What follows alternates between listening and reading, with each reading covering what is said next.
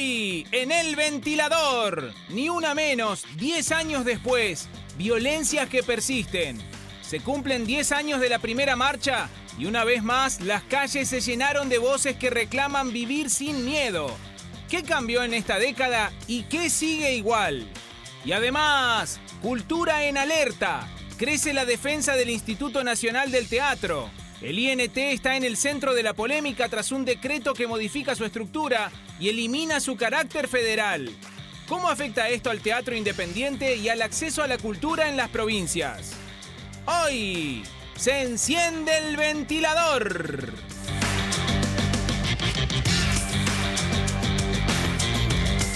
Muy pero muy buenas noches, ¿cómo andan? Bienvenidos a El Ventilador. ¿Qué dicen, Muchos resfríos, muchos catarros. Este cambio de tiempo ha afectado la historia. Hay mucha gente que está así. Bueno, acá también tenemos algún que otro casito así. Pero bueno, ya va a ir mejorando la historia.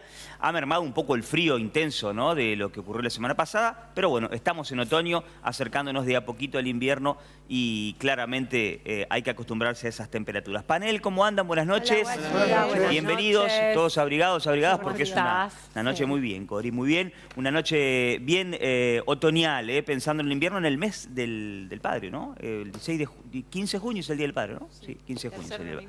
¿Cómo? Habitualmente el tercer domingo de junio. Exactamente. Bueno, nos metemos en ronda de noticias, chiquilinas, chiquilines, porque me vengo para el lado de Ezequiel Flesler. ¿Sí? Venga. Recuerdo la famosa polémica con el tema de que nunca se pudo implementar el boleto nocturno acá, por ejemplo, Sí. en el colectivo, ¿viste? Porque no andaba. No importa por qué, pero... Básicamente porque no hay colectivo. O sea, no hay nada.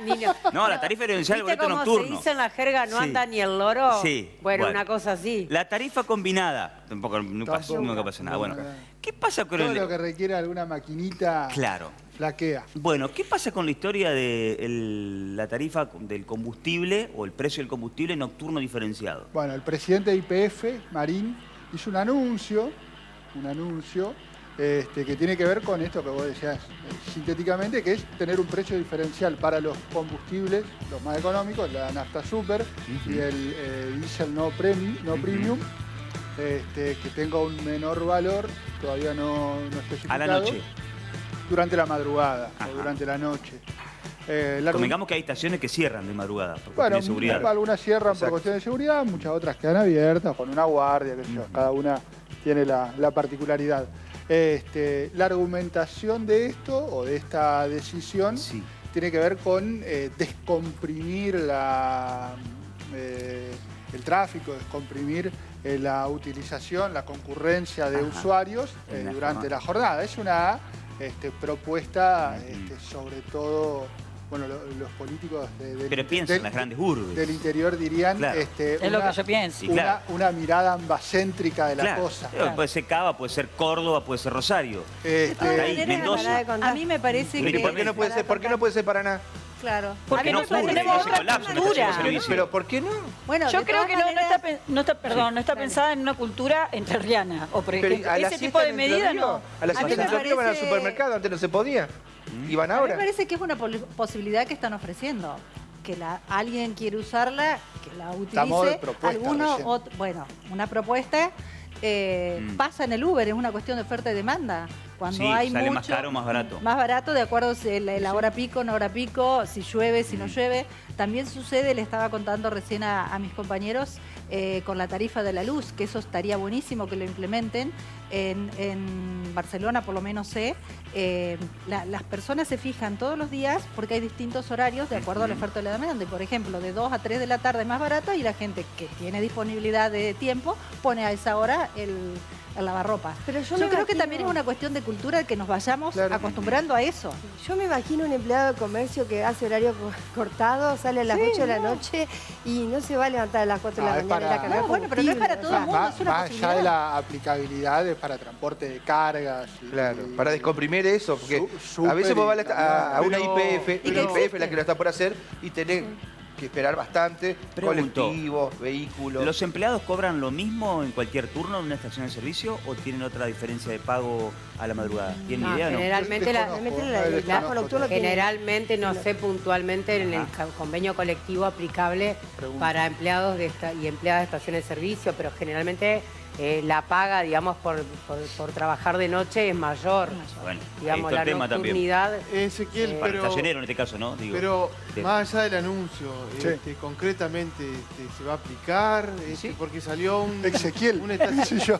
¿Qué te dijo? Ezequiel, me quiere que yo le dé respuesta. Ah, No, Decía dar presidente. Yo soy Marín ahora. Yo soy el flaco que trae la hagamos las noticia. cosas A ver, ¿cómo vale? Marín, el presidente de IPF decía, hagamos las cosas al estilo de Europa.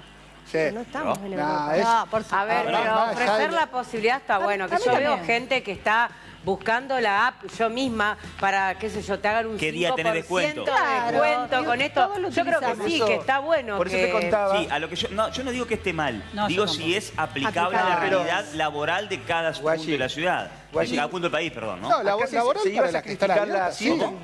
Laboral en el sentido de las estaciones que De están las que Y están abiertas. abiertas, a la noche, alguien sí, lo va a obvio. aprovechar también. Sí, claro. Acá ya hay lo que veo ir a- a Aragón a las 3 de la mañana Así echando como nos ganas. Yo me hacía levanto a las- falta un yo me súper levanto de a las 4, 24 yo me levanto a las horas 4:30. que no lo Perdón, teníamos. ¿cómo? Yo me levanto a 4:30, así que 4:15 para ir a cargar combustible. Muy No, bien. te dejo la llave. No, que así como no teníamos un súper de 24 horas y ahora entiendo que hay uno. ¿Hay uno? Sí, Sí, que abre. Y bueno, no sé si va gente o no, pero está. Pero sabemos costó- que está.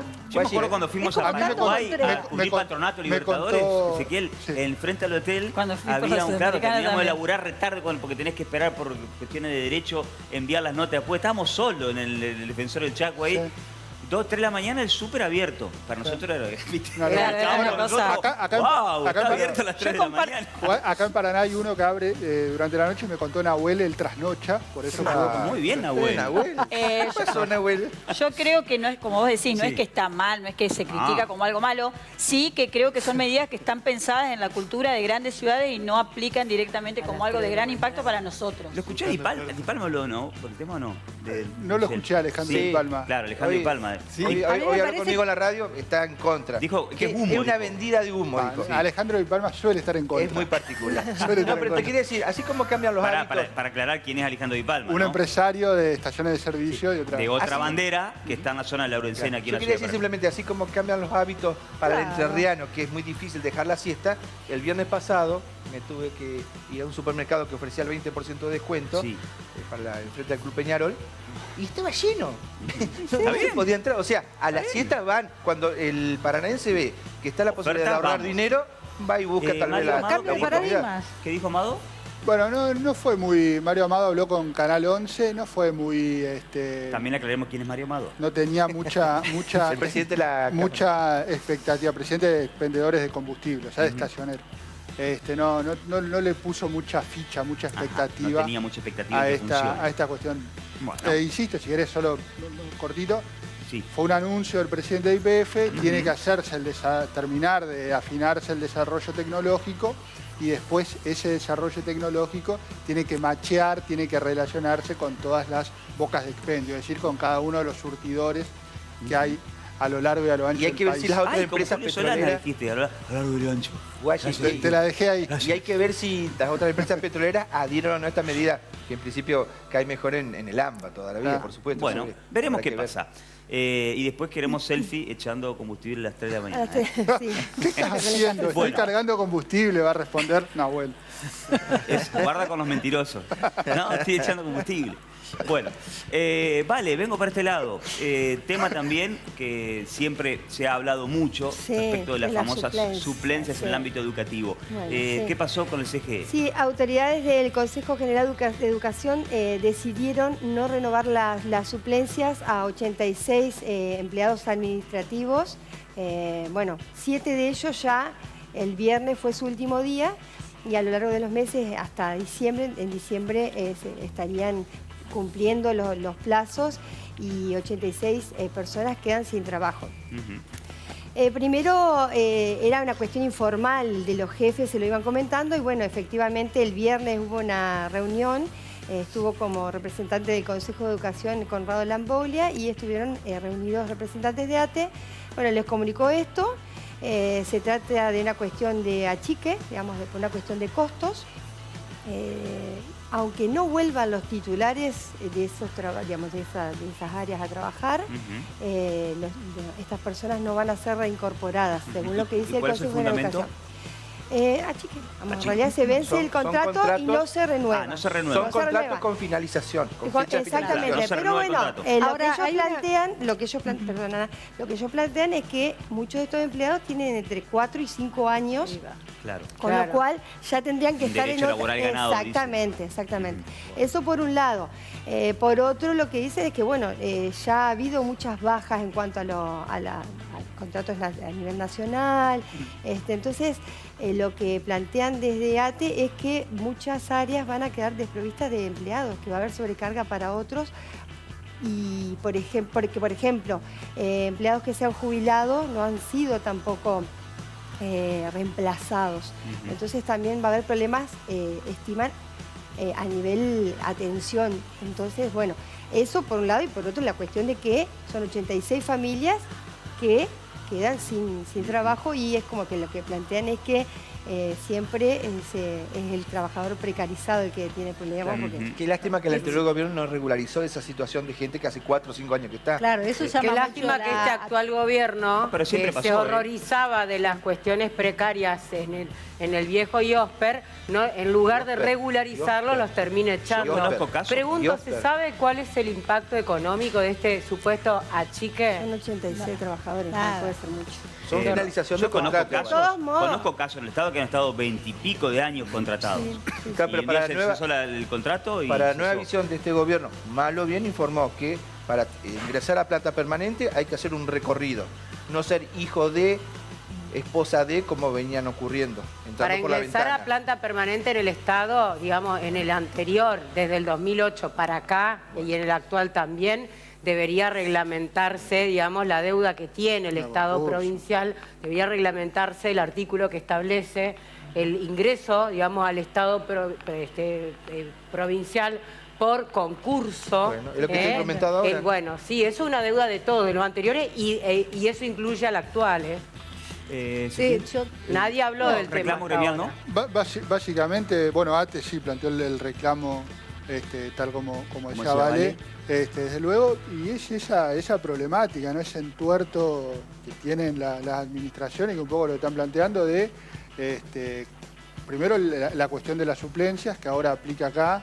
con la parte docente ya había habido algún escarceo en la materia. Ahora, ¿qué pasa con...? Y después la situación esa, la situación Hablan de la forma del contrato, que son estos contratos que no es un trabajo formal, pero que o con la totalidad de la formalidad, me va a corregir Corina probablemente para decirlo mejor, pero también con la cuestión de que llevas 4 años en algunos casos, lo que a vos en tu cabeza o en la cabeza del laburante lo hace pensar en una relativa estabilidad. Claro. Eso Exacto. también me parece que O sea, es una que está realidad. más cerca Sí, de Javier, quedar en un trabajo permanente. Javier, No, y no, que vale. también decían que hay 45 empleados de comedores escolares que están en la misma situación. O sea que no es si bien la reunión fue por esto, hay otros empleados, digamos, que tendría más que ver, ACMER en este caso, ¿Fue un preanuncio o ellos manifestaron su preocupación? en la misma línea que esto, se empieza con el rumor, la cuestión informal, y Ajá. después se traslada. Yo creo que eso Bien. también tiene que ver un poco, ¿no?, con esta idea de este gobierno y que muchos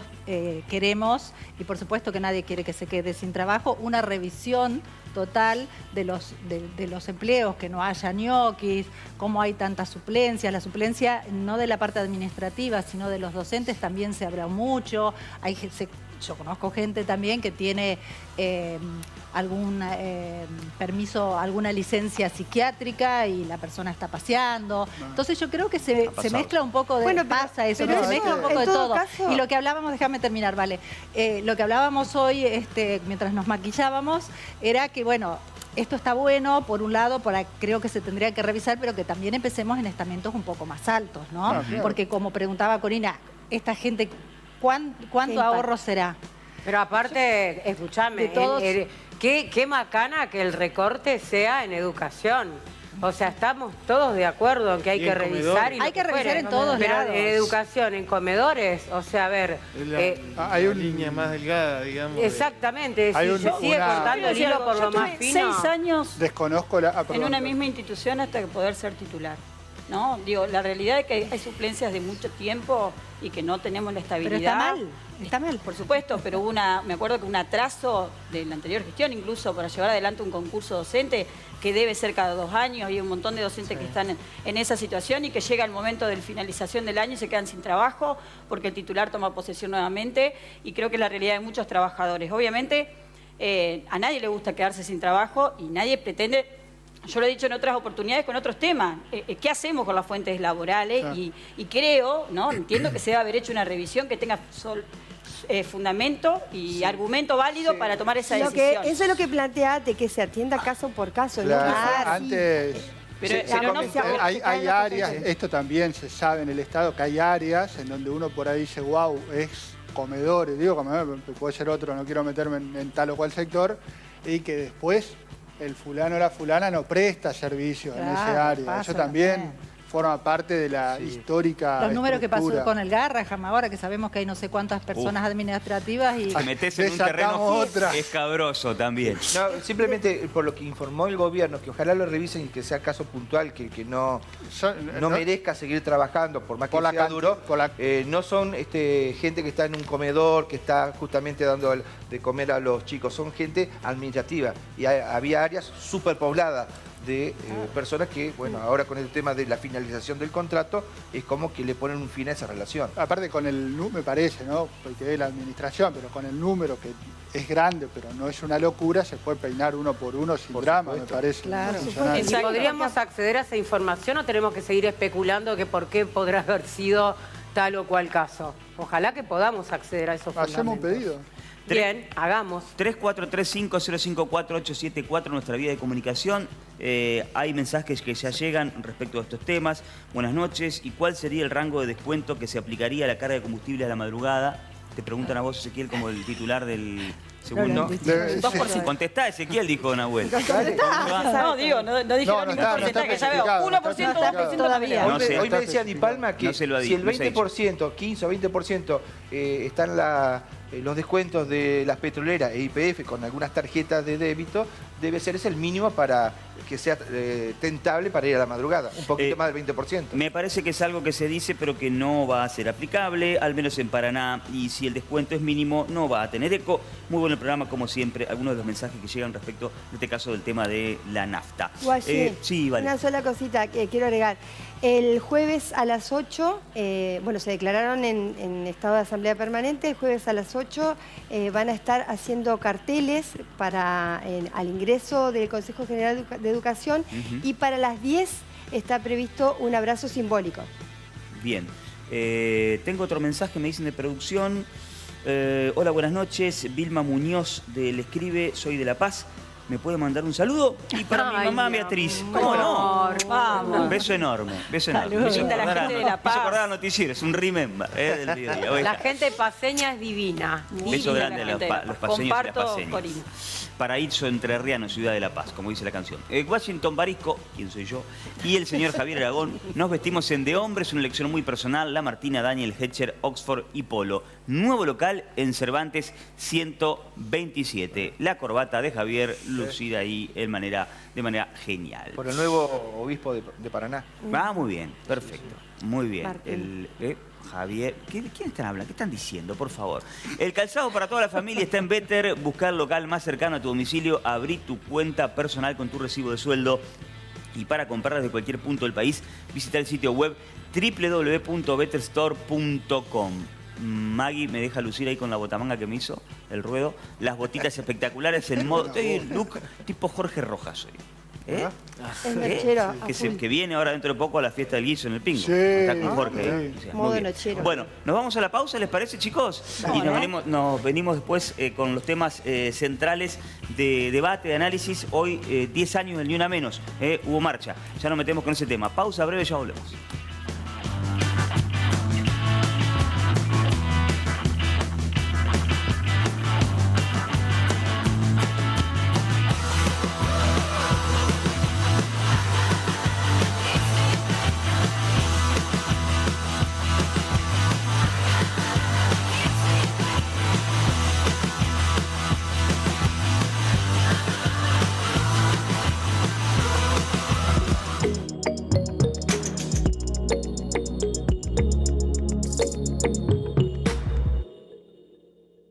Islote Curupí es un sueño hecho realidad.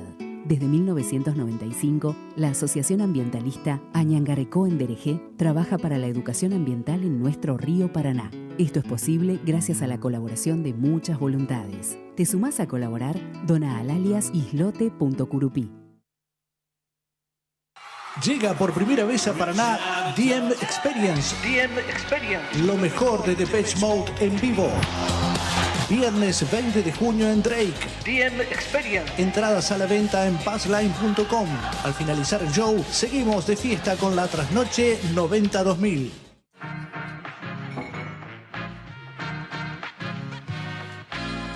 ¿Te quedaste sin agua segura? Llegó el servicio Takeaway de Agua Nuestra. Reemplaza tu bidón vacío de 12 o 20 litros en los puntos de venta más cercanos. Takeaway de Agua Nuestra.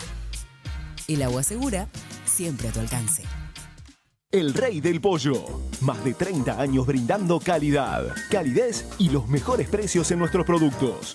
Pollo, papas fritas, ensaladas, pizzas, variedades de empanadas, tartas. Lo esperamos como siempre en Avenida Ramírez 2464 a pasitos de las 5 esquinas. Haga su pedido al teléfono 423-0178 o por WhatsApp al 343-456-4895.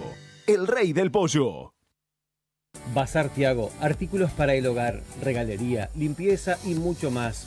Los Jacarandáes 23 en Oro Verde, todos los días, 3 cuotas sin interés. Te esperamos. Disfruta del CAE todo el año. Decile a tu amigo socio que te presente y ambos reciben un descuento del 40,2% por 2 años. Comunicate ya al WhatsApp 343-4682-243. Pacto Amigo, un pacto para ganar. El CAE, el club que querés.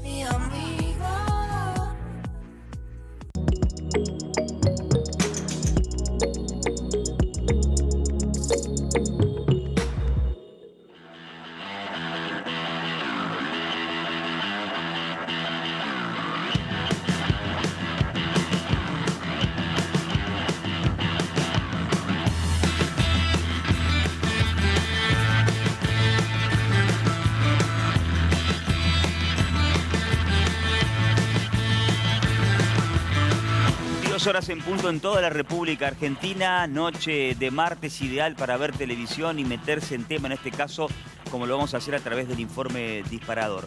3435-054-874, nuestra vía de comunicación para que dejes tu mensaje y tu opinión.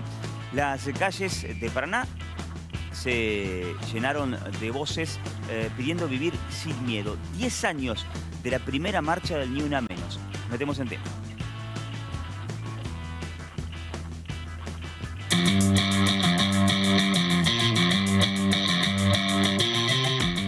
Ni una menos, 10 años después, violencias que persisten.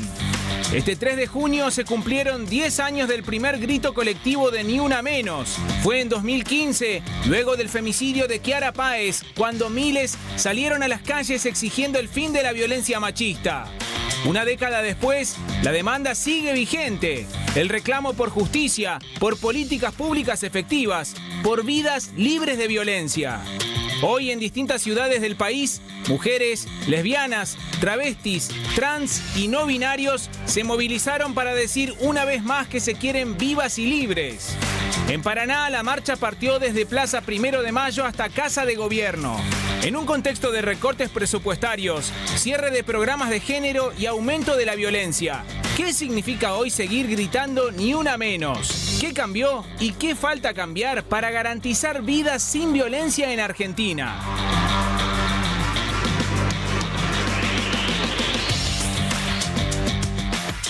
Les damos la bienvenida aquí en El Ventilador a Paula Kratzge, que es integrante de la Asamblea de Mujeres Lesbianas, Travestis, Trans y No Binarias de Paraná, y a Gisela Torres, secretaria de Género y Diversidad de ATE Entre Ríos.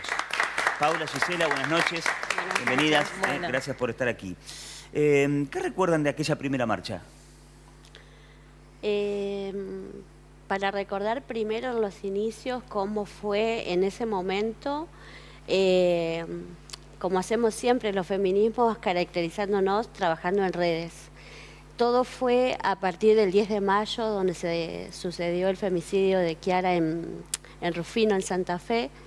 Se activaron las redes de los feminismos a través de artistas, comunicadoras, escritoras, y llegamos a un 3J organizados después de aquel tan cruel suceso, o sea, que nos movilizó a todas en los diferentes ámbitos, y fue a través de las redes, como los venimos haciendo desde esos 10 años atrás. A partir de este reclamo, de esta visibilización del reclamo y de alzar la voz, ¿cree que cambiaron muchas cosas, que cambió poco? ¿Cuál es el balance de los 10 años en este sentido?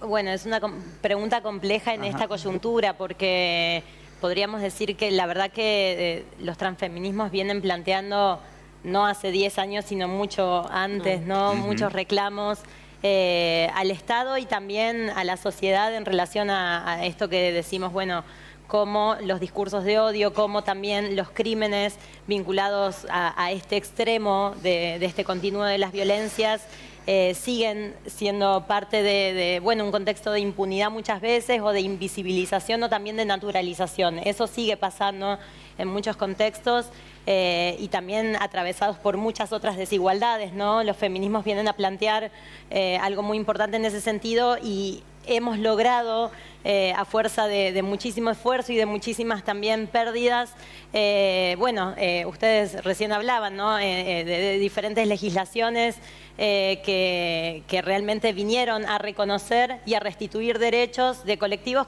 para quienes, por ejemplo, la democracia no llegó de vuelta en el 83, no se recuperó ahí, porque hay muchos colectivos sociales que siguieron siendo criminalizados, estigmatizados, y que al día de hoy, bueno, en un contexto de un gobierno nacional y un gobierno provincial que en algún punto reproducen y vuelven a recrudecer estos discursos, entendemos que el momento nos impone, digamos, unos nuevos desafíos, porque yo nací ya en democracia y pienso que suerte que tuve de nacer ya en democracia, pero las compañeras que vienen de más atrás, bueno, ubican, ¿no? Algo cíclico también que suele pasar, que es volver a tener que defender lo que pensábamos ya construido y ganado y ya obvio, y sin embargo, bueno, ahí hay que volver a conversarlo todo. Es interesante lo que decís en ese sentido, y ya abro el panel, porque a partir de lo que decís también se mete la famosa grieta ideológica política en la situación, al margen de lo que es el reclamo visible por pedir para que no muera nunca más una mujer por un femicidio o un transfemicidio, que no suceda nunca más. Y uno lo ve sobre todo en el reclamo de la gente que no está acostumbrada a una militancia social y política. Yo creo... ¿Lo han visto eso? Sí, yo creo que eso es... porque el Ni Una Menos va más allá, es más profundo que eso. Son los derechos, es la defensa de los derechos sociales y políticos que tenemos todas las personas. Entonces creo que es algo intrínseco a las luchas, y es por eso que el Ni Una Menos es mucho más profundo, y en el correr de estos años hemos ido transformándonos, consiguiendo derechos, pero a su vez no nos ha sido fácil. Y no nos es fácil hasta el día de hoy, por eso creo que nunca hemos abandonado la calle, más allá de todo. Todo el hostigamiento que hemos tenido nacionalmente con el desmantelamiento de las políticas que hacen a los géneros y las diversidades, yo creo que eso nos ha fortalecido mucho más. Por eso es mucho más profundo el tema de... Sí, y sigue siendo un proceso de construcción diario.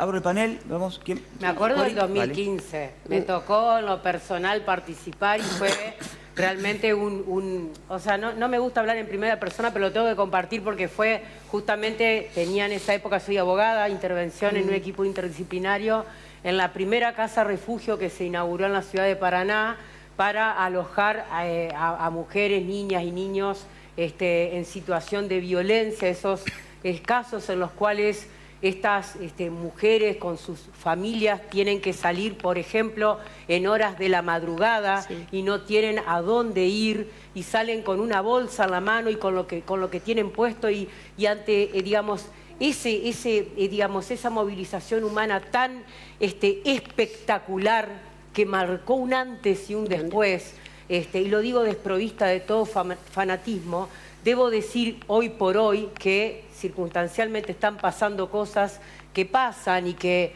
seguramente, digamos, la lucha quedará y esas cosas o estas ideologías pasarán, se los aseguro. Estas ideologías por ahí extremas y de odio, entiendo que caen por el estrepitoso peso de los hechos cotidianos, que las personas que tenemos contactos con realidades crudas vemos y la verdad es, chicas, que sigan adelante porque les aseguro que le están yendo por el buen camino. Hay una intolerancia por ahí de parte de personas que no deben ser atendidas porque entiendo que lo que hacen es tomar una pequeña porción de lo que ustedes hacen, de lo que nosotras hacemos y de los muchos varones que apoyan, digamos, esta lucha por las defensas de los derechos de todos. De todos y de todas, no es de un grupito. Y bueno, y lo toman para combatir, pero no les va a resultar suficiente porque esto, lo que ustedes hacen y nosotros hacemos entre todos, va muchísimo más allá. Sí. En base a eso que vos comentabas, el tema de las estrategias, nosotros en los feminismos, en las instituciones, en los sindicatos, vamos continuamente buscando estrategias y las llevamos a nuestro lugar. Nosotros, por ejemplo, en Paraná nos juntamos asiduamente tanto con la Asamblea como la Multisectorial de Mujeres, articuladas con el municipio, haciendo reuniones para ver qué herramientas tenemos para abarcar la población, para dar esto a la inmediatez, a esto que vos contabas, nosotros lo vivimos en los territorios. Entonces, llevamos lo que tenemos, vemos, ponemos en la mesa, tenemos esos conversatorios que son, por ahí se nos hacen eternos, pero son muy fructíferos y así seguimos, nos mantenemos adelante. Y aparte, desde la experiencia de cada uno de los lugares donde venimos. Por ejemplo, en los sindicatos tenemos herramientas gremiales para afrontar lo que es la violencia dentro de las instituciones y las trabajamos, tratamos de hacer esa traslación a nuestro lugar con las leyes que tenemos, cómo podemos trabajar y los organismos que nos quedan, porque provincialmente tenemos una realidad y lo que es en la ciudad de Paraná es otra realidad. Ok, sí, sí, ¿quieres agregar algo? Sí, por favor. Pensaba, vos hablabas de una discusión que es ideológica, ¿no? Y política, y que también tiene su correlato directo en esto que dice la compañera, que es, bueno, las condiciones materiales de existencia que hacen que algunos tengamos alguna posibilidad quizás de llegar a algún lugar a pedir ayuda, o tenemos una red afectiva que nos puede acompañar en un momento de desarme también, porque atravesar una situación de violencia desde luego que afecta, bueno, la integridad de las personas, por supuesto su entorno, por supuesto también la posibilidad de autonomía y de desarrollo personal.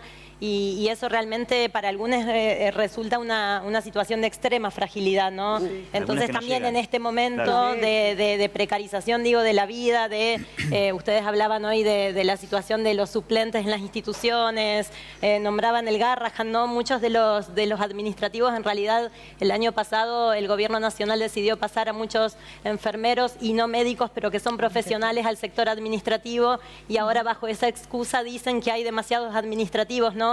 También venimos asistiendo a un discurso que busca desprestigiar lo público y lo colectivo, y a partir de vaciar a instituciones luego dicen que no funcionan, ¿no? Y si bien nosotros somos muy críticas quienes trabajamos dentro de instituciones sanitarias, educativas, también culturales, somos muy críticas de nuestra propia tarea y también también de todo lo que nos falta para que la cosa marche distinto, también creemos que hay algo que hay que defender, que es la posibilidad de pensar que nuestras instituciones estén abiertas y disponibles para recibir a vidas muchas veces arrasadas por condiciones de violencia, de pobreza y de muchas veces marginalidad, ¿no? Entonces, digo, es una discusión ideológica, pero también material. Claramente, Sí, claramente. ¿Vale? Yo quería, bueno, esta marcha se da en un contexto de, digamos, de cierre del programa de género, de recorte de presupuesto. ¿Cómo impacta esto en la protección de las víctimas? Bueno, hoy a la mañana tuvimos una actividad que organizó el municipio con una de las facultades de UADER. Vino un equipo de la ciudad de Santa Fe que trabaja en el patrocinio jurídico en situaciones penales, ¿no? Y traigo esto porque acá en Paraná no tenemos equipos de acceso a justicia con patrocinio jurídico gratuito, que la ley lo promueve y deberían existir, ¿no? Las medidas de protección muchas veces a las que accedemos resultan de un repertorio muy limitado dentro del abanico de posibilidades que deberíamos poder efectivizar para que el acompañamiento y la protección sea oportuna, ¿no? Y no revictimice, porque muchas veces en nombre de la protección no escuchamos qué necesita la otra persona. Y en ese sentido entiendo que, bueno, en este momento de recorte, como decía la compañera, las redes están resquebrajadas, estamos desgastadas y en algún punto hay que ver cómo hacer sobrevivir esas redes de afectos, pero también institucionales que podamos seguir poniendo en valor y ver, bueno, eso. No es una pregunta sencilla responder hoy muchas de estas cosas porque estamos buscando la forma, ¿no?, de hacer sobrevivir lo que hay y también cómo hacer frenar lo que se viene, ¿no? Sí. Ana. Yo quería que me expliquen, que me cuenten cómo podríamos hacer, si sabemos que hay una persona que está pasando una situación de violencia, cómo acompañarla. Y en las escuelas, ¿qué deberían hacer también o enseñarse a los chicos para que esto pase cada vez menos? Bueno, con respecto a esto de las personas que están o que sufren alguna situación de violencia, nosotros con esto de refutar lo que tenemos un recursero que siempre lo tenemos tanto en la Asamblea como en la multisectorial de mujeres, donde tenemos diferentes, los organismos que podemos y quienes están en esos organismos que nos pueden ayudar, nos atienden los teléfonos, a quién podemos ir. Dentro de nuestras organizaciones tenemos compañeras que dan el apoyo jurídico, que esto no lo tienen para lo que es si se dispara alguna situación.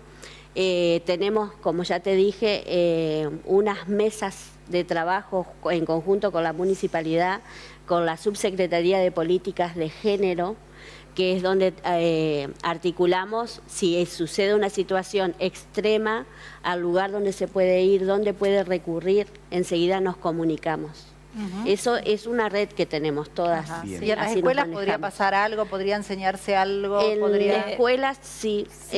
Por ahí en las escuelas lo que venimos también denunciando no es todo el recorte presupuestario y la clara intención de quitar el programa de educación sexual integral, que es un programa que es, bueno, de muchísimos años, se fue ampliando la perspectiva desde la que se aborda y justamente la ESI en las escuelas, y no solo en las escuelas, en todos los niveles educativos, lo que viene a promover justamente es poder hablar de cómo nos hemos construido como sujetos en esta cultura donde nadie está exento, ¿no?, de poder generar prácticas de violencia o también sufrirlas y en eso poder problematizar cómo nos hemos constituido subjetivamente y como cultura y como comunidades también hace posible que imaginemos también no solamente cómo proteger a las víctimas, porque Micaela García, que es una fecha significativa para nombrarla porque fue una mujer entrerriana que fue militante de Ni Una Menos, ella estaba muy advertida de lo que era la violencia por motivos de género, de hecho llevaba puesta esa bandera.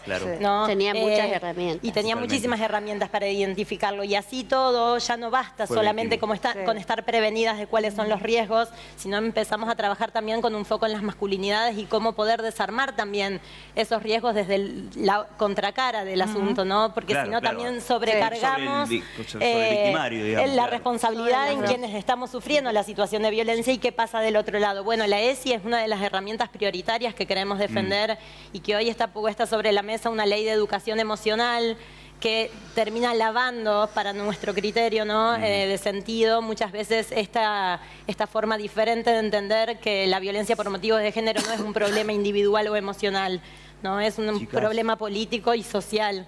Con todo el respeto, le pido que sean más breves en los conceptos, porque así le terminan de preguntar todos y todas las compañeras del panel.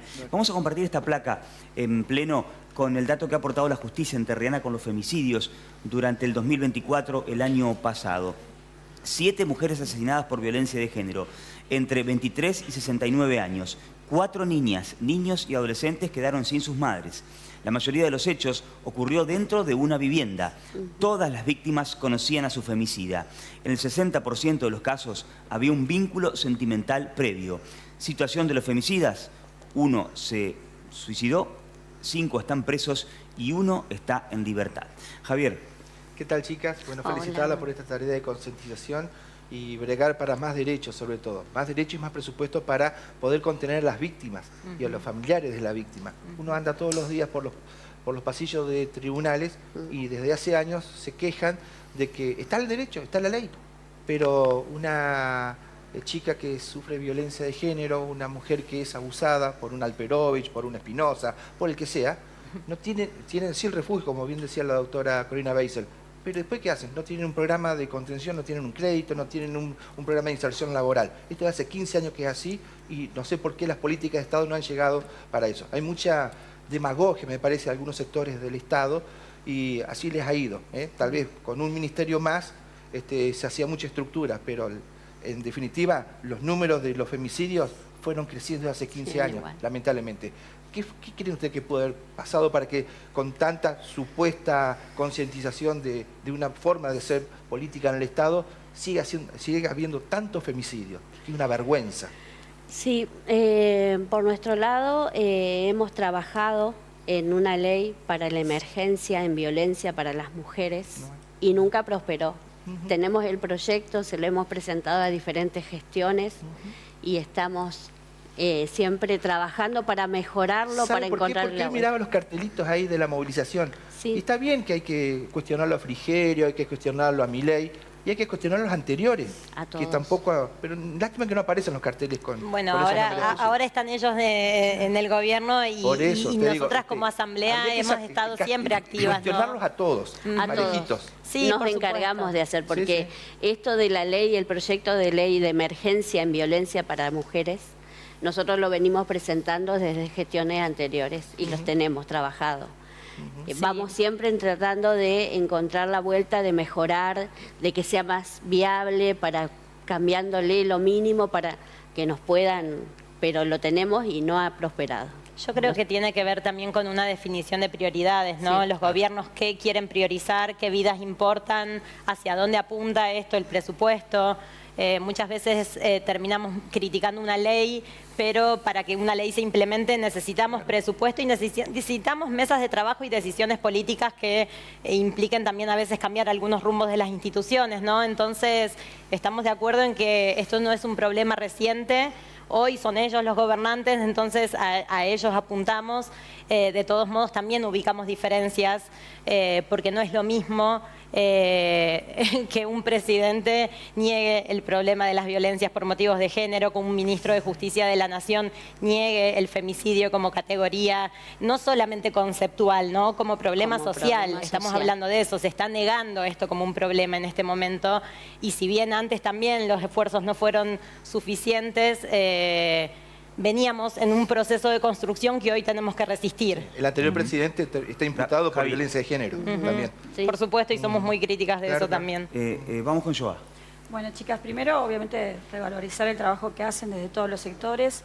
Yo como mujer, que creo que todos acá en algún punto somos víctimas de violencia en alguna etapa de la vida o hemos sufrido alguna situación de la que ni siquiera nos quisiéramos acordar. Y desde ese lugar yo siento que la lucha no ha sido en vano y no ha sufrido retroceso, porque que estemos acá debatiendo y hablando de esto es seguramente la luz, la voz que alguna mujer en su casa está escuchando, y de repente nosotras, ¿no? Esta generación, yo estoy cerquita de los 40, de empezar a hablar de cosas que estaban tan naturalizadas y que hemos logrado entender que eran violencias. Por algún lado quiero preguntarles, porque hablamos de la víctima, por supuesto, que es la persona que hoy no está, son las voces de ustedes las que no están, pero esas familias que quedan, ¿no? Los hijos, que muchas veces cómo se trabaja para justamente los niños que quedan sin su mamá, muchas veces a partir del femicidio, y también decir concretamente, ¿qué significa que se cierre el ministerio, que se recorte presupuesto, en qué impacta directamente para que la gente tome noción de por qué esto tiene implicancia? Sí, particularmente hay compañeras que han quedado sin trabajo. Por ejemplo, nosotros a nivel nacional teníamos la política del Plan Enya, quizás han hablado aquí en otros momentos, una política que demostró ser eficaz en el fin que se propuso, que tenía que ver con bajar el índice de embarazos no intencionales en la adolescencia, que era un problema en salud pública, y también para pensar las infancias y que las niñas tienen derecho a ser niñas y no madres, ¿no? Y ahí había todo un trabajo muy importante en la articulación también entre salud y educación. Ese programa se desmanteló, la provincia decidió no apoyarlo. Digo, también estamos en un momento en el que las provincias tienen que absorber muchas veces trabajo o presupuesto que venía derivado de Nación, y entonces también nos vemos cada vez más recortadas en los presupuestos provinciales y municipales. Ese plan sí. quería aclarar, tenía financiamiento extranjero. ¿El No, el ENIA. Ajá. Sí. No era extranjero, no era ni siquiera que venía de Nación, pero no hubo decisión más allá de todo lo positivo, el impacto positivo que tuvo en la provincia, no hubo decisión de continuar. Era un programa nacional. Era nacional con fondos extranjeros. Sí, sí, Nosotros hicimos toda la... Perdón, si interrumpí, ¿terminaste? Sí, sí. Disculpame. Sí. Ezequiel. Bueno, sumo o tomo, salvo desde el Plan Enya, el programa Enya, que es uno de los que desmantelaron y ya está cerrado, las profesionales tuvieron que buscar otro laburo. Sí, perdón, buscar otro laburo, y un montón de pibes que estaban en las escuelas o que llegaban a los centros de salud se quedan sin esa referencia que les permite que el sistema de salud o de educación sea accesible, ¿no? Totalmente. O sea, es la compañera que se queda sin trabajo y esa red que se resquebraja, ¿no? En el territorio. Totalmente, sí, totalmente. Lo habíamos hablado hace un tiempo con una politóloga particularmente, que creo que era la que elaboraba el tema acá. Plantean, y es claro y evidente, desde lo discursivo y desde acciones concretas, como cerrar el ministerio, etcétera, lo digo para cortar, no porque no sea importante, retrocesos. Hay algunos de los avances, que es la ley o la salud reproductiva y el derecho al aborto, que quedó aparentemente galvanizado en el marco jurídico, pero que cada tanto amenazan distintos dirigentes del gobierno nacional. El diputado nacional por Entre Ríos, Beltrán Benedict, suele decirlo cada tanto. ¿Piensan que se puede ir para atrás en eso, que no? El futuro de esas cuestiones por ahí para nosotros también es muy incierto. Está tan galvanizado como vos decís, pero nosotros bregamos y seguimos luchando para que esto continúe y siga siendo ley. Sí. Y vamos a mantener nuestra lucha y lo conquistado. Ya te digo, nuestro lema hoy fue, cerramos con el ni un paso atrás. Eso le iba a preguntar por el mensaje. Ni un paso atrás. Bueno, ahí estaba, la consigna fue esa, el lema. Sí, concretamente con la ley por la interrupción voluntaria del aborto y del embarazo, y un poco respondiendo también a la pregunta de la compañera, hoy los centros de salud no están recibiendo las partidas de medicación que se necesita para abortos seguros, tampoco están llegando la anticoncepción muchas veces, ¿no? Estamos hace 3 meses que algunos centros de salud no lo reciben, y es a partir de la organización o de partidas presupuestarias que las direcciones particulares de estas instituciones insisten en que vale la pena tener esos recursos ahí cerca en el barrio, pero bueno, las socorristas, que han sido las que nos enseñaron cómo hacer red también en la clandestinidad cuando esto no era un derecho y todavía era perseguido, ¿no? Muchas veces con una doble moral bastante jodida para quienes estaban atravesando esos procesos. Bueno, seguiremos organizadas, seguiremos haciendo redes solidarias, que es lo que nos sale, y seguiremos insistiendo en que en las instituciones también existan estos espacios seguros y confiables para que las mujeres y las personas con capacidad de gestar puedan llegar y puedan acceder. Pero lo cierto es que no está dado y es lo que estamos ahora atravesando como coyuntura. Como un dato quería contarte que la provincia de Entre Ríos es la única que ha mantenido algunos de esos planes, pero sostenido básicamente desde la provincia, lo que es la parte de urbanización, algunas cosas, porque a nivel nacional se cortó todo. Nahuel. Sí, uno ve las marchas y ve que es muy transversal en términos etarios, ¿no? Gente grande y gente cada vez más chica. Yo quería pedir algún mensaje por ahí a personas cada vez más chicas que veo que se suman y que tienen mucha conciencia cuando hablan, cuando se las escucha, cuando se les pone un micrófono, y porque conozco a familiares también, chicas. Un mensaje para ellas, a modo, si se quiere, de convocatoria, que por ahí ven lo que está pasando y tienen ganas de sumarse, y por ahí quizás no saben a dónde o cómo. Eso.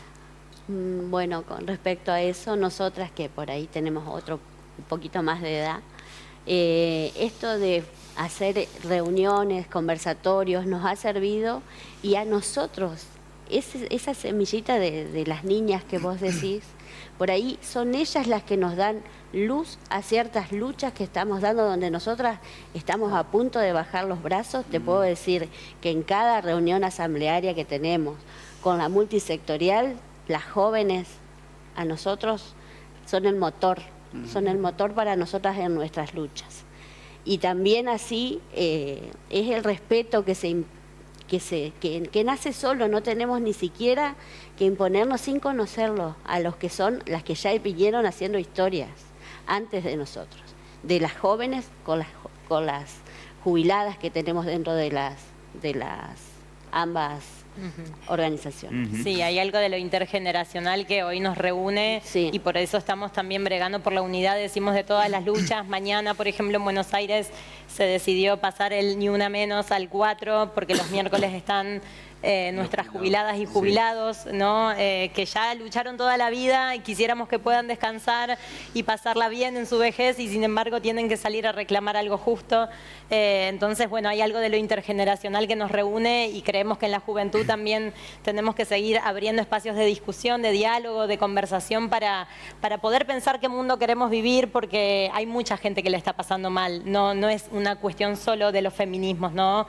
Es una lucha mucho más transversal. Cori, 20 segundos para cerrar, dale. 20 segundos, nada. Veo las imágenes y a muchas de las mujeres que están ahí las conozco y me emociona porque, digamos, cada una tiene, digamos, un compromiso tan grande con todo esto. Y yo lo que quiero decir por ahí más que nada también a la gente, porque de estar en un estudio jurídico todos los días al pie del cañón, veo mucha violencia. Hay mucha violencia en nuestra sociedad, hay violencia de género, hay violencia familiar, hay infancias, hay niños, hay niñas que están sufriendo, que la están pasando mal, y no es válido decir que existen mujeres que realizan denuncias falsas, no es válido, hay muchos argumentos que no son válidos para ir en contra de la defensa de los derechos tal y como está planteada. Y simplemente eso es lo que quería agregar, porque muchas veces se utilizan este tipo de argumentos endebles para tratar de derribar esta hermosa pelea y batalla que dan todos los días. Nada más, muchas gracias. Paula, Gisela, gracias. Este es un presente del ventilador para ustedes. Muchísimas gracias. Gracias por haber compartido su Muchas gracias. esta noche con nosotros. Nosotros nos vamos despacito a, como dice la canción, ¿no? Despacito. Nos vamos a la pausa, pero antes les cuento que en Magalí encontrás todo en un solo lugar. Bazar, juguetería y librería. Te ofrecemos descuentos por pago contado. Promos, tarjetas en 3 y 6 cuotas sin interés. Estamos en 25 de mayo 178. 22 horas 31 minutos en toda la República Argentina. Breve pausa y nos metemos con el teatro. El teatro y el reclamo. Un tema también de interés nacional, provincial y local. 22:31, pausa, ya volvemos.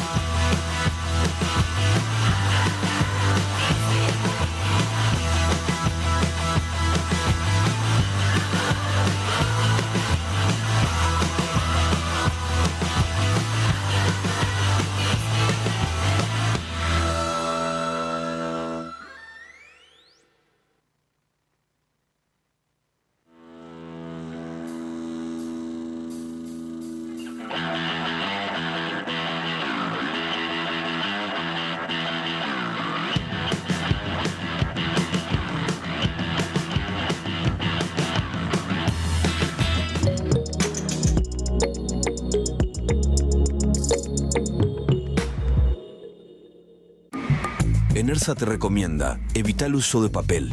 Suscríbete a la factura digital. Ingresá a enersa.com.ar y elegí la opción que prefieras. Recibí tu factura directamente por email, sin papeles, sin demoras. 20 años creciendo juntos. Enersa, Gobierno de Entre Ríos. Equipate para estas vacaciones en Sirirí Aventura. Amplia variedad en equipamiento para camping, pesca y actividades náuticas. Todo en indumentaria. Seguinos en nuestras redes. Sirirí Aventura. Blas Parera 394. Nuevo plan de recuperación vial. Repavimentamos más de 90 cuadras en toda la ciudad. Avanzamos paso a paso, barrio a barrio. Y todo con recursos 100% paranaenses. Estamos renovando Paraná, calle a calle. Paraná Municipio. ¿Qué esperás para asociarte a Robin? Ahora es el momento. Con 8 cuotas adelantadas te bonificamos 4 y disfrutás todo el año. Búscanos en las redes o comunicate al 343-510-9294. Paraná Robin Club, un gran club con una pequeña cuota. Club Vida, tu segundo hogar, espacio fitness y bienestar para toda la familia. Clases deportivas, entrenamiento funcional, gimnasia deportiva, acrobacias aéreas, escuelita de iniciación, taekwondo y sala de entrenamiento. Prueba del Torino y José Murga. El Rey del Pollo. Más de 30 años brindando calidad, calidez y los mejores precios en nuestros productos. Pollo, papas fritas, ensaladas, pizzas, variedades de empanadas, tartas. Lo esperamos como siempre en Avenida Ramírez 2464 a pasitos de las 5 esquinas. Haga su pedido al teléfono 423-0178 o por WhatsApp al 343-456-4895. El Rey del Pollo.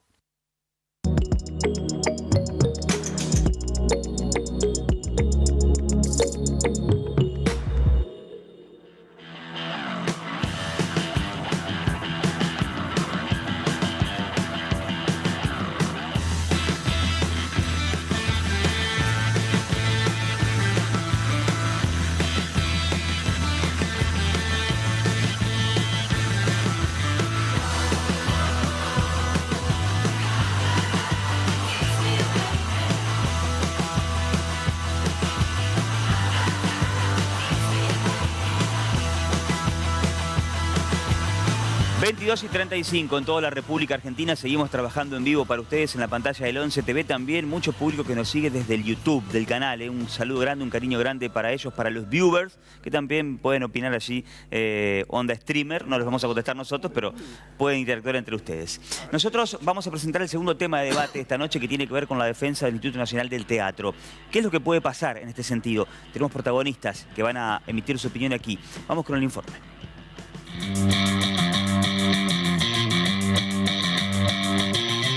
Cultura en alerta. Crece la defensa del Instituto Nacional del Teatro. Un decreto del Poder Ejecutivo Nacional generó un amplio rechazo en la comunidad teatral. La medida propone una reestructuración del Instituto Nacional del Teatro, elimina su consejo de dirección, integrado por representantes de todo el país, y centraliza el organismo bajo la Secretaría de Cultura. ¿Qué se pierde cuando se desmantela una estructura federal que articula con cada territorio? En todo el país, incluso Paraná, se realizaron abrazos simbólicos en defensa del INT y para el sábado se programó una peña en la Plaza Sáenz Peña. En la capital entrerriana, teatristas y referentes culturales denuncian que esta reforma debilita una institución clave para el desarrollo del teatro independiente y el acceso a la cultura en las provincias. El INT no solo sostiene producciones artísticas, también equipa espacios públicos, impulsa formación y garantiza presencia teatral incluso en comunidades aisladas. ¿Es esta una amenaza a la libertad cultural conquistada durante décadas?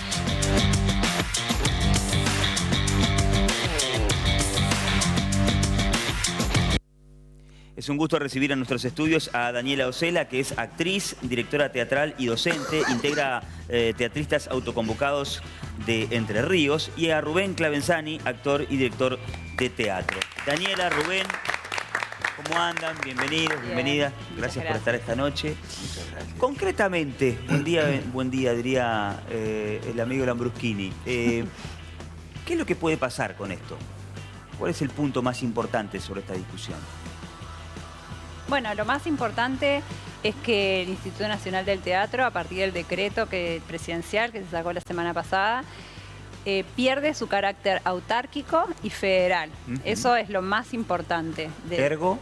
Ergo, eso pierde conocimiento del territorio, políticas culturales que respondan efectivamente a las demandas que cada territorio tiene, a las necesidades de cada territorio, y por sobre todas las cosas que las decisiones, es decir, qué políticas se llevan adelante, qué políticas culturales se llevan adelante, en vez de estar tomadas por un consejo colegiado que tiene un representante de cada región del país, van a estar siendo tomadas por una única persona que está en una oficina en Buenos Aires. Que desconoce las realidades y desconoce el teatro independiente argentino, vamos a decir. Bien, ¿ya se ven actualmente hoy consecuencias sobre esta historia o todavía no? Se vienen viendo, digamos. Se vienen viendo porque algunos señales de alerta, digamos. Sí, no hace mucho, no sé, iba a dar un taller en Ushuaia y la persona que estaba a cargo de la sala le habían cortado el gas por falta de pago porque el instituto apoyaba, ya no distribuía los fondos de la manera en que lo venía haciendo. Entonces, matar a una institución es quitarle los fondos. Y sobre todo, como dijo Daniela recién, el instituto, la ley 24.800 es totalmente federal y cuesta implantar algo en el país federal, en este país que se pone hoy rivadaviano, digamos así, si echamos una lectura a la historia, muy rivadaviano, donde se concentra todo en una ciudad-estado, en manos de personas que no saben ni dónde está, no digo Entre Ríos, Lanús.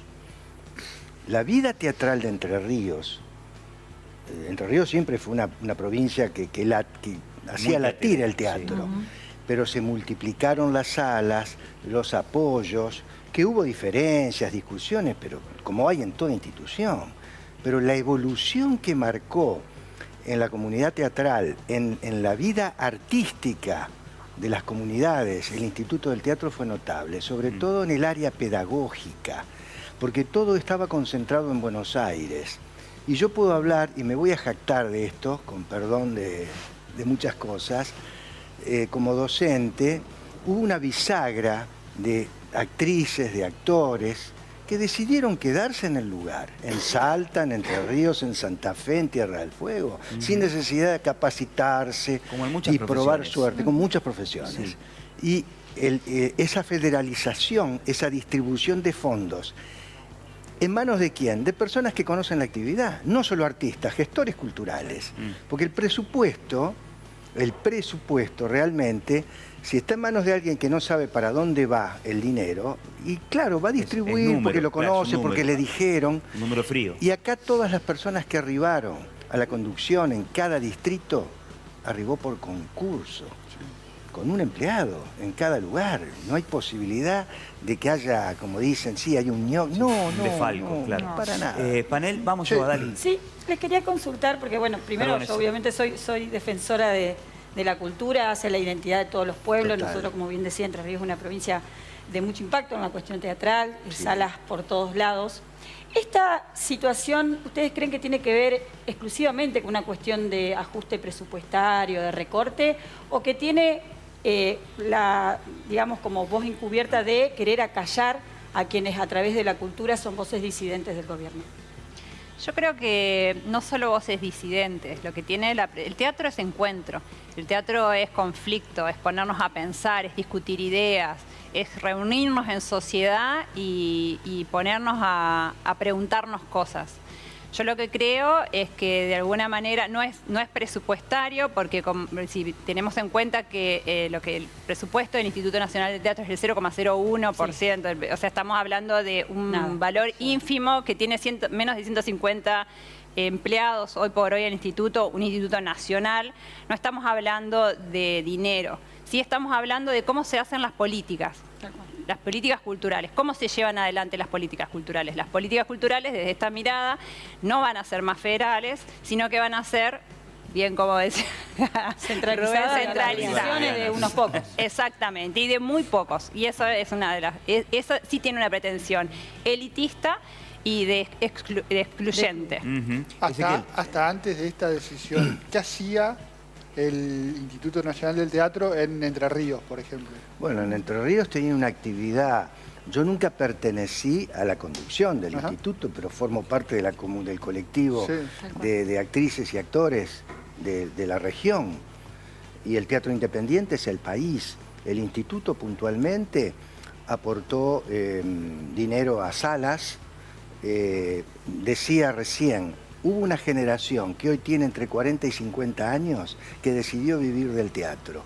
Mucha gente que heredó propiedades y hoy acá hay ejemplos, son salas teatrales. Salas culturales, sí. No puso el dinero en una mesa de dinero ni lo sacó, ¿no es cierto? Todo el dinero, el pequeño dinero que no sale del Tesoro Nacional, sino que sale de loterías y del Confer, que es una actividad que generamos nosotros mismos. Exacto. No es que le pedimos para que... Ese dinero no sale del país, ese dinero da vueltas totalmente, permite que se haga un encuentro en Salta, que vaya gente de Mendoza, que vaya gente de Villaguay, de Mojones Sud, de Maciá, de Crespo. La plata, perdón, te interrumpo, la plata o el dinero, los fondos, iba a eso, a una ayuda a tal sala, a pedagogía para aprender tal a que los maestros roten, maestros de Buenos Aires, de Rosario, de Santa Fe, de Paraná y viceversa. Además, el auspicio y el apoyo de festivales, que son puntos de encuentro, son hechos festivos, pedagógicos, que irradian arte por todos lados y que permite la comunicación directa de la comunidad con los artistas, que pueden comer en la casa, que andan por la calle, porque no solo se limita el teatro a la sala, sino a las calles, a los paseos, a las plazas. Y todo eso genera una riqueza inmensa que no se reduce a una franja etaria. Hablamos de niños, niñas en adelante. Y sabemos que el teatro es una de las artes que se demoró más en escribir. No estamos hablando de los griegos, estamos hablando del teatro escrito como técnica. Stanislavski fue el primer hombre, la primera persona que escribió técnicas de teatro. Porque si no decís, bueno, vamos a llorar. ¿Cómo lloramos? Vamos a emocionarnos. ¿Qué vamos a hacer? ¿No? Bueno, como nos hacían los maestros. Al sketch de Olmedo y Portales. Sí, bueno, tiene mucho que ver. Y entonces, a partir de ahí, ¿qué generó? Que tardó mucho tiempo, porque en las escuelas no había profesores de teatro. Hoy los hay, no en todos lados. Hoy hay teatro en una parroquia, en una plaza, en un centro comunitario, en un sindicato. Se necesita porque es un trabajo, es un hecho vivo y presencial. Y justamente lucha contra esa inmovilidad que muchas veces genera lo virtual en los niños, básicamente. Es difícil de luchar en el buen sentido. Voy con Vale. Sí, quería consultarles cómo se vivió el abrazo simbólico del sábado por un lado, y por otra parte, de cómo se organizan como comunidad teatral para resistir esta medida. Bueno, el sábado fue una acción coordinada a nivel nacional, es decir, no solo fue en la ciudad de Paraná, en nuestra provincia además estuvo en Concordia y en Gualeguaychú, y eso tuvo réplicas durante todo el fin de semana en distintas localidades de nuestro país. Eso fue nuevamente un encuentro, demostrarnos nuevamente que, como ha hecho siempre el teatro se defiende con el cuerpo puesto, poniendo el cuerpo, sea en la escena o sea en la calle, para defender los derechos que, como bien decía Rubén, no son solo nuestros, sino que en realidad son de la ciudadanía. Y lo que más nos sorprendió en ese abrazo del sábado es que no éramos solo teatristas, sino que había mucho público acompañando, y eso pasó en muchas localidades del país.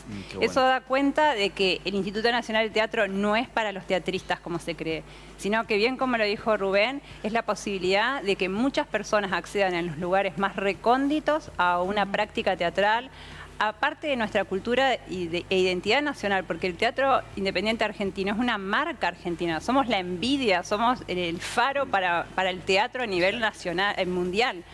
Entonces, entender eso y que eso pueda ser vivido en una sierra, en Jujuy, que de otra manera no llega, tiene un valor que me parece que no lo están teniendo en cuenta. Ana. Yo quería que me expliquen bien cuáles son las características del teatro independiente, esto que vos decís que es tan importante el teatro independiente argentino. Y bueno, el teatro independiente argentino no está influenciado directamente por la empresa que me da un recurso y que yo no puedo hablar de algo que ataque a sus intereses, por ejemplo, ¿no? No quiere decir que todo sea así. Históricamente, Argentina es un ejemplo vital, como dijo Daniela, en el mundo de teatro. Pero no lo decimos nosotros, eso está escrito, y cualquier extranjero que viene se sorprende, no solo de Buenos Aires, sino va a cualquier ciudad, cualquier pueblo del interior y va a ver una sala de teatro. Como los inmigrantes construían teatros, por eso tenemos los teatros a la romana en Victoria, en Gualeguaychú, en Villaguay, en Paraná, etc. Pero el teatro independiente se nutre fundamentalmente de un trabajo colectivo, de un trabajo popular, de una instancia popular que permite que en lo inmediato se puedan reflejar problemáticas de la región y de la zona. No solo se nutre del texto del autor, sino también de la necesidad. Hemos hecho festivales con necesidad de decir, bueno, acá no hay agua potable, acá no hay cloacas, y se empieza a escribir sobre eso y sale la inmediatez acerca de la urgencia, de la demanda en esa comunidad. Y por supuesto tenemos una vasta historia. El 80% de actrices y actoras que gozan del circuito virreinal, en el sentido de que son conocidos en todo, han nacido del teatro independiente, igual que nuestros cine. No, sí, bueno, teniendo en cuenta todo esto que han contado acá, ¿no? Y ante la posibilidad cierta de que esto ocurra, ¿qué estrategia han delineado, si es que la tienen, para seguir fomentando que esta construcción colectiva, este valor inmenso que nadie duda que tiene nuestro teatro argentino, pueda seguir teniendo autonomía y seguir estando, digamos, que no desaparezca? No queremos que ustedes no estén, no queremos que este valor riquísimo, no poder disfrutarlo más. ¿Qué planean ustedes? Mira, a mí, perdón, Rubén, sí. Por favor. Me parece que hay dos cosas. La primera es saber que el teatro argentino, los teatristas vamos a seguir haciendo teatro. Lo que se pierde con el vaciamiento del Instituto Nacional del Teatro es que ese teatro llegue a lugares donde otras personas, que la gente no puede acceder. Eso tiene que quedar claro. Nosotros teatro vamos a seguir haciendo en peores condiciones, con digamos, menor calidad de producción, pero la realidad es que eso no va a llegar al público y hay un montón de personas que no va a acceder. Cuando yo entro a una sala y hay calefacción, hay la luminaria, como si estuviera en una sala de Buenos Aires, no tengo que esperar ir a Buenos Aires y tener la plata para ir a Buenos Aires. Tengo un Instituto Nacional de Teatro que está apoyando porque es eso, un apoyo, no completa la totalidad. Claro. En términos efectivos de acciones que estamos llevando adelante, coordinadas a nivel nacional, se está trabajando en recursos de amparo, se está hablando con diputados y senadores porque para que este decreto se derogue tiene que tener un rechazo bicameral, entonces también solicitamos la responsabilidad cívica que tienen nuestros gobernantes, digamos, los electos, de defender la memoria y la identidad cultural de este pueblo. Entonces estamos abogando por eso y vamos a seguir poniendo el cuerpo, uniéndonos además a todas estas causas como estuvieron saliendo hoy en el panel, vinculadas al Garraham, al derecho a huelga, a un montón de cuestiones que tienen que ver con avasallar derechos, la discapacidad. Creemos que eso, que la mirada actual es una mirada que no tolera el vulnerable, que no tolera el disidente, que no tolera aquel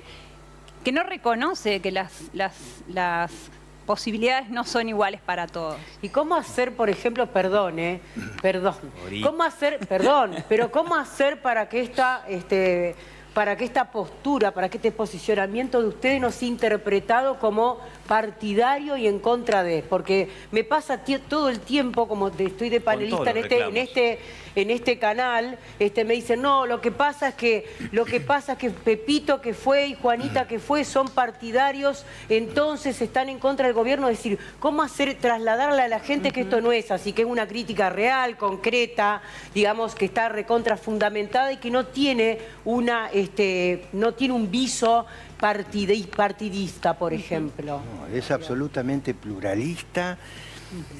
Quienes han generado esas opiniones son personas que jamás se las ha visto en una sala de teatro, en un teatro callejero, en ningún lado. No sé de dónde han sacado esas cosas, porque realmente si hay algo pluralista se discute. Que haya gente de distintos partidos es lo más rico. La heterogeneidad enriquece, y más en el teatro, a nivel ideológico, a nivel partidario, a nivel edades, es maravilloso.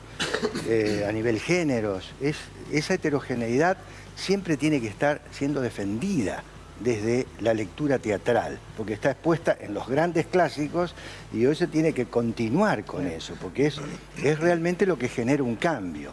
Pero en absoluto podemos decir que haya habido una persona que hable en nombre de un partido, en nombre del otro, tiene todo el derecho de hacerlo, pero no hay una identidad puntual. Este teatro, nace la ley 24.800, así rápidamente. Esto nace en la década del 30. Ya Tita Merelo, Cunil Cabanellas, que fue el primer director del Instituto Nacional de Estudios del Teatro, que está ahí en la intersección de Avenida Córdoba y Libertad, en el Teatro Cervantes, en una esquina. Ahí se empezó a sembrar una semilla y siempre se sintió la necesidad de crear una entidad.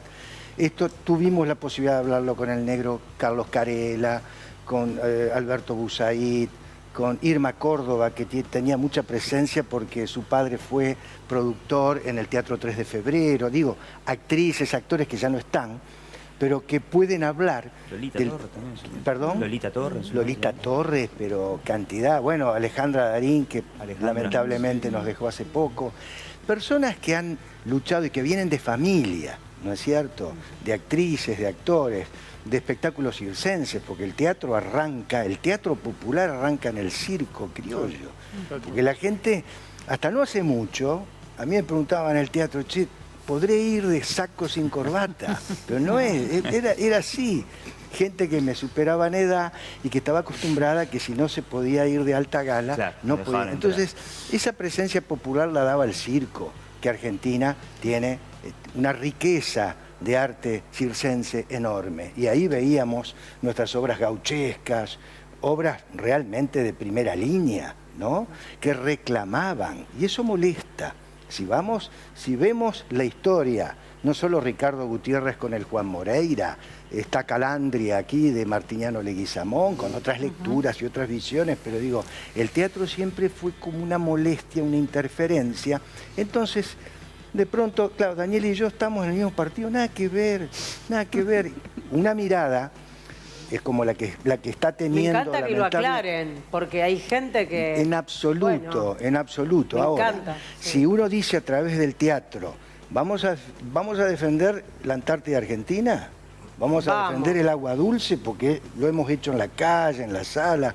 Vamos a defender el clima, el medio ambiente, la industria nacional.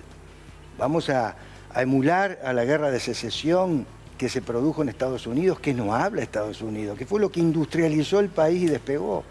De eso no se habla. Terminó con la esclavitud y empezó a industrializarse, como decía Belgrano. No vendan la vaca viva, hagan los zapatos acá. Y estamos hablando 200 años después de lo mismo. Y eso el teatro lo refleja, la gran parte del teatro independiente lo refleja. Entonces es una molestia, decir, ¿qué habla este hombre? Es comunista, es de extrema izquierda, tiene que ver eso. Apoyar a la industria nacional, que realmente, ¿qué está pasando con las pymes? No podemos alejarnos de la realidad. El teatro refleja la realidad y muchas veces genera una molestia enorme. Nahuel, vamos cerrando y cierro con Javi. ¿Preguntaron todos, no? Sí. Yo soy oriundo de Rosario del Tala, que hay un grupo muy importante de teatro. Sí. El viejo mercado. Bueno, tuve oportunidad de verlo, por ejemplo, a Roberto Carnaghi o a Daniel Fanego en Rosario del Tala, que tiene 15.000, 16.000 habitantes. Sí, era un programa nacional financiado justamente por el Instituto Nacional del Teatro. Si no hubiera existido esa posibilidad, jamás hubiera visto yo quizá a actores de esa talla, ¿no? En un lugar del interior profundo, diríamos, del país. Pero ahora estamos hablando de teatro, ¿no? Pero no solamente el teatro como expresión cultural ha sido atacada, digamos, por este gobierno, sino hemos visto artistas, mujeres, jóvenes, atacadas con mucha virulencia. Y también el Instituto Nacional del Cine, que también ha sufrido recortes muy importantes. Entonces, ya han dicho bastante, digamos, y muy bien, muy profundo, pero quizá una reflexión final sobre por qué creen ustedes que este gobierno en particular ataca las expresiones populares, expresiones culturales de carácter público y colectivo como es el teatro, entre otros. ¿Querés? A mí me parece que claramente tenemos hoy se está proponiendo una mirada de mirar para afuera, de que lo que vale es ese producto que nos trae la industria extranjera, que lo que vale es un producto enlatado y no una industria nacional como es la del cine, como es la del teatro, como bien vos decías, como fue en su momento también lo que fue la industria del libro, digamos, en un momento también fue atacada. Entonces me parece que hay una mirada que puede ser válida. Lo que tenemos que discutir es si esa es la única mirada. Porque si en las políticas públicas van a decidir solo quienes están hoy en el gobierno de turno y no tenemos la posibilidad de decidirlo colectivamente como sociedad, es decir, que con la intervención de distintos sectores para que esas políticas públicas sean plurales, estamos en un problema, ¿sí? Porque, bueno, puede ser que a alguien le interese solo eso. El problema es cuando esa persona está en el poder. Claro. Y quiere que solo sea eso lo que se venda o lo que circule. Y me parece que ahí está, por lo menos a mí, la discusión que me interesa dar. Cuando estamos en lugares de poder y diseñamos políticas públicas, políticas culturales, tenemos que atender a la heterogeneidad. Y desde mi lugar, creo que eso es lo que este gobierno no le interesa. Cierro con vos, Javi. Sí, está bien. Al igual que Nahuel, yo soy de Nogoyá. Conocerán ahí el Teatro Italia, el Cine Teatro Italia, que afortunadamente ahora volvió a trabajar muy firme, increíblemente con todo esto que está pasando con el ajuste de Milei y la sala municipal. Y yo pensaba, ¿cómo hace esa gente de Nogoyá, de Tala, de Victoria, que bien decías, Rubén, que también tiene una actividad cultural o Diamante, para subsistir en esta crisis? Bueno, subsisten porque la comunidad los apoya. Y es increíble el ingenio de esa gente que a veces no tiene para moverse a Paraná, hacer un traslado y empiezan a manguear y la comunidad no les da la espalda. Yo celebro eso, que en la crisis esta, que va a pasar Milei seguramente, Iban a pasar los anteriores gobiernos que apoyaban solamente a Mar del Plata y Carlos Paz y se olvidaban del interior, porque seguía esta crisis. Entonces, la comunidad es la que está sosteniendo y defendiendo, y también algunos intendentes, como la intendenta Rosario Romero, o el intendente de Nogoyá, o de Victoria, o de Tala, que están apoyando con lo poco que tienen a esta actividad que es señera y que da prestigio. Esos apoyos vienen de los primeros festivales. Yo me formé en el medio de festivales en los años 70, te lo hago muy sintéticamente, en un espacio llamado la Coordinadora de Teatro Santafesino, y se hacía todo a pulmón. Los primeros festivales que hicimos, por ejemplo, en Maciá, que digo hicimos porque era todo un colectivo, esa sala Mónica Pese, a donde vos lo conociste a Carnaglia, también tuvo un aporte, esa era parte del viejo mercado. La Asociación Cultural de Nogoyá, vecina del Teatro La Italiana, que es el segundo teatro como patrimonio arquitectónico provincial de la provincia, también en Nogoyá, en Tala, en Maciá, en Crespo, en Diamante, en Concepción del Uruguay, hasta en Islas del Ibicuí, se han hecho festivales en los años 80, en los años 90, totalmente a pulmón, con el esfuerzo, como ustedes decían, de las intendencias y demás, de secretarías de cultura, de direcciones de cultura. Después empezó a jerarquizar eso, porque antes las coordinaciones de cultura en las pequeñas comunidades era el profesor que tenía entusiasmo, pero no tenía una moneda. Entonces, no, después no, hay que presupuestar, como obras públicas, como hacienda, cultura, arte, tiene que tener un presupuesto. Y empezó a jerarquizarse, pero con la creación del instituto ya le dio un formato más profesional como merece todo el territorio nacional. Lamentablemente, insisto, no sé, el subsecretario Brunetti, yo no lo conozco, yo no soy, pero pregunto. Mirá que tenemos vínculos en los 24 distritos, y si vos me decís Federal, Feliciano, La Paz, cualquier teatro que te podríamos decir, porque tuvimos la dicha de trabajar en los 17 departamentos y cuando eran 15. Nadie lo conoce. Digo, ¿cómo puede proyectar una política cultural alguien que no conoce el territorio? Es muy difícil. Y la gente. Entonces, ahí se nos complica. Por eso creo que la resistencia pacífica, pero con el esternón bien adelante, nos va a salvar. Y echó muchas raíces estos años el trabajo que se hizo desde el instituto y creó mucha conciencia. Así que estamos esperanzados, pero por supuesto siempre con los brazos levantados, ¿no? Daniela, Rubén, muchas gracias. Mil gracias por la visita. Muchísimas gracias. Gracias, Guasi, muy amable. Muchas gracias, muy amable. Nosotros vamos cerrando el programa de hoy, nos vamos hasta Nogaró, ¿les parece? Siempre hay una buena opción en Nogaró para disfrutar en familia, en pareja, con amigos. Nogaró, hacé tu reserva al 343-505-3181, lugar clásico de Nogaró en la ciudad de Paraná, en esquina de Avenida Ramírez y Nogoyá. Disfrutar del menú más rico. Nogaró te espera el fin de semana para poder disfrutar. Nos vamos al Turquito, ¿les parece? Turquito querido, abrazo grande, papá. El Turquito tiene venta de bebidas por mayor y menor, envíos a domicilio. El mejor precio lo tiene el Turquito en Avenida Ramírez 1554 y Avenida Almafuerte 447. Hacé tu pedido por WhatsApp al 3434-385-696. 23 horas 4 minutos en toda la República Argentina. Nos pasamos un poquito, pero bien lo merecía y lo valía el tema. Que descansen, nos encontramos el próximo jueves. Chau, chau.